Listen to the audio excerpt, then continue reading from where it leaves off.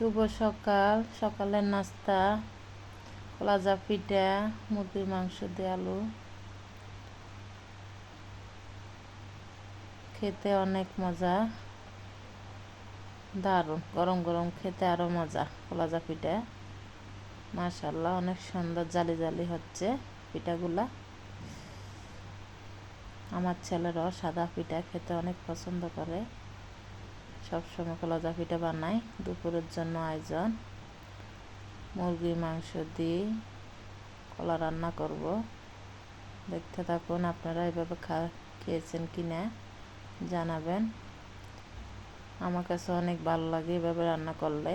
সব মশলা দিয়ে দিলাম, লবণ, মরিচ, হলুদ, দারচিনি, তেজপাতা। এই যে কলাগুলা ছুলে নিলাম। এখন মাংসগুলো কষানো হয়েছে, কলাগুলা দিয়ে দিলাম। কিছু বাজার নিয়ে আসলো, শসা। এই যে সাথে গরম পানি বসাই দিলাম, গরম পানি দিয়ে দেবো। এই যে বিস্কিট, নুডলস, পাস্তা, শসা, আটা বাজার নিয়ে আসলো, সেগুলো দেখাইলাম। পানি দিয়ে দিলাম, দেখাই নেই। এই যে রান্না শেষ। আল্লাহ হাফেজ, সবাই ভালো থাকবেন।